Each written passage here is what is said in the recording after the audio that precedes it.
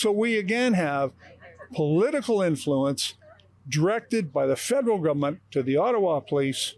And I really, truly believe that that's what this hearing is all about. But it's so dangerous for police officers all across Canada and for Canadians, because once politics enters a police investigation, justice is out the window.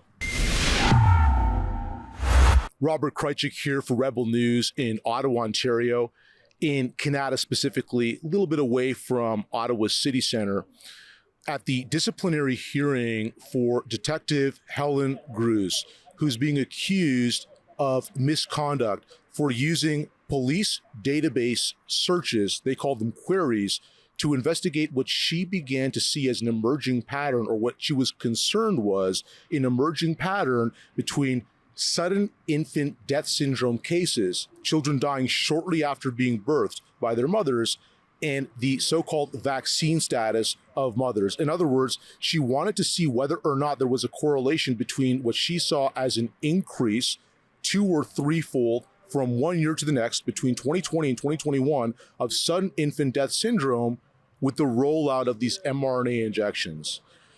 Now, what she's being accused of doing is improperly searching these databases without justification.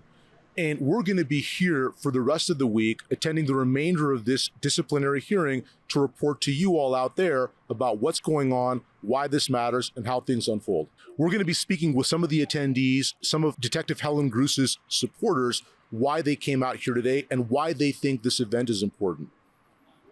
The truth is at stake. I'm here to support Helen because she's a truthful witness. A truthful witness saves lives. And I support truthful seekers. Well, I've been paying attention to the Detective Grus case ever since it's been publicized in the media. And I know a couple of people that know her personally, and following Donald Best and his work that he's been doing reporting that. And when you hear her talk about all of the doctors and the medical experts that she was following, and her expressing her concerns about the potential link between the COVID vaccine and the increase in sudden infant death in Ottawa, she was listening to all the same experts that I was paying attention to that led me to make the decision that I did to refuse the RCMP's mandate and to ultimately leave the RCMP and then speak out. And then, of course, that's another main reason why I was part of the convoy. And so I think that's something that, not enough people are aware of, is that it's more and more information is coming out, with the correlation between vaccination status, COVID vaccination status, and an increase, irregularities with women, their fertility, stillbirth, spontaneous abortion, and sudden infant death. And, she's painted as like another far-right conspiracy theorist by mainstream media. However, when you listen to what we just listened to, when you're when they're playing the recording of her statement, like, it's clear she's very articulate, very thorough, and she tried and tried and tried to get supervisors and even the chief to acknowledge that there's a linkage there. We're seeing this major increase. Well, I can actually sum it up real quick, is that, it's actually hypocritical or, contradictory or even counterintuitive for the police to each swear an oath to uphold the law, but then when they do, they're hit with this insubordination. So this is all just smoke and mirrors. This is all just trickery so that other police that want to uphold their oath won't stand up because they don't want to be subject to the insubordination like Helen Grus.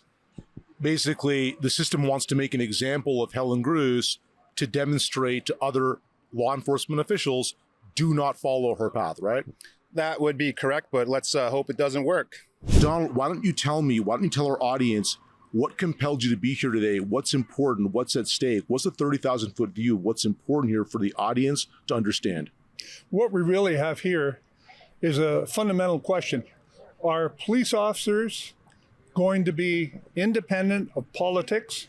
Will they be allowed to investigate as their duty and their responsibility and their knowledge tells them to do? Or will they be told what to do and what they can't do by political pressures? And that's exactly what we had here in this case. This case is so important because police officers are supposed to be independent agents of the Crown. Even a rookie on his first day or her first day on the job has the authority to investigate anything they want to investigate, and it's done thousands of times by police officers all across this country. But in this one case, we had a diligent detective noticing a cluster of 9 sudden infant deaths and wondering if there could be a potential connection between the vaccine and the mother's vaccine status and the sudden infant death of breastfeeding babies. She tried over and over again to generate an interest within her policing community to investigate possible links between COVID vaccination and these infant deaths. Let me ask you a quick follow-up question. Based on what you just said, that the audio that we've heard thus far shows her repeatedly trying to bring to the attention of her supervisors, her colleagues, what she sees as an emerging pattern between sudden infant death syndrome and vaccination status, so-called, of the mother, that this audio seems to be an implication of the system and not her. It seems to be exonerating her as a diligent, dutiful detective doing detective's work, trying to find patterns, and actually implicates the very system that seems to be attempting to persecute her in this instance. Would you agree? Is that a fair reassessment or sort of rewording of what you just said?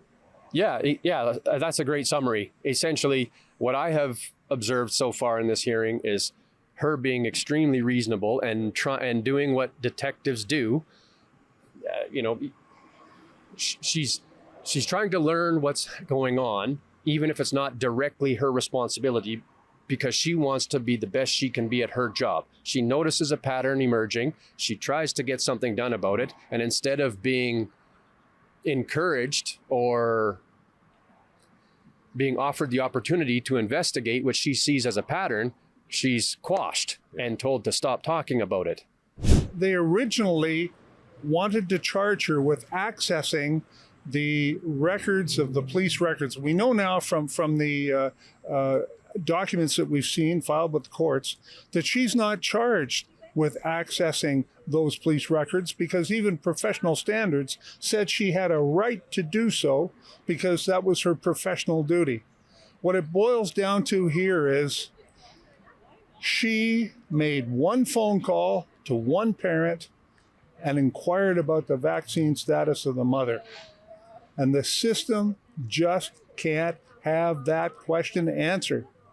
We also know that the Public Health Agency of Canada, which is involved in of course, establishing the vaccine promotion and mandating it and advising the government, they were involved. 2 personnel from the Public Health Agency of Canada were involved very early in this investigation in mid-March of 2022, influencing the Ottawa Police. So we again have political influence directed by the federal government to the Ottawa Police, and I really truly believe that that's what this hearing is all about. But it's so dangerous for police officers all across Canada and for Canadians, because once politics enters a police investigation, justice is out the window.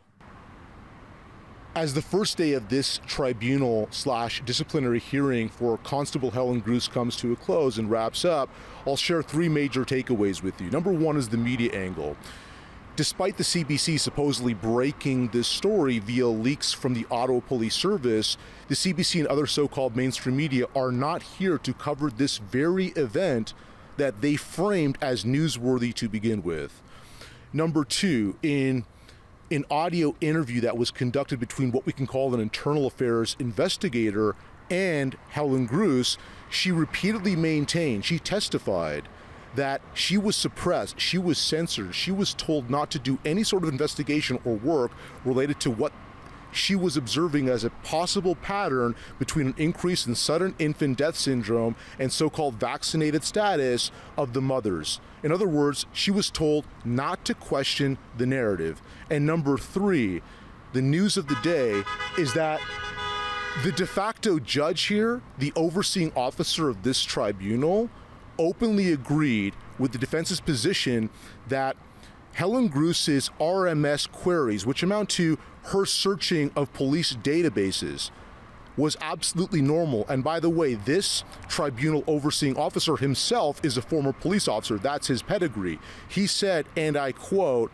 "I have no issue with RMS queries." He agreed with the defense's position that her RMS queries were relevant to her job, were apropos, were germane to her own professional development so that she could remain fluent, proficient, and knowledgeable of cases related to her own niche of investigation, which were at that time sexual assault and child abuse cases.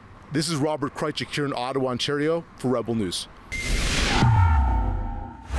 Dear Rebel News audience, the Ottawa Police Service chose not to provide any sort of live stream of this tribunal, this disciplinary hearing against Constable Helen Grus, despite the public interest. So we at Rebel News have to come out here to provide this news to you. We can't do it for free. We've got to spend our time and energy to do so.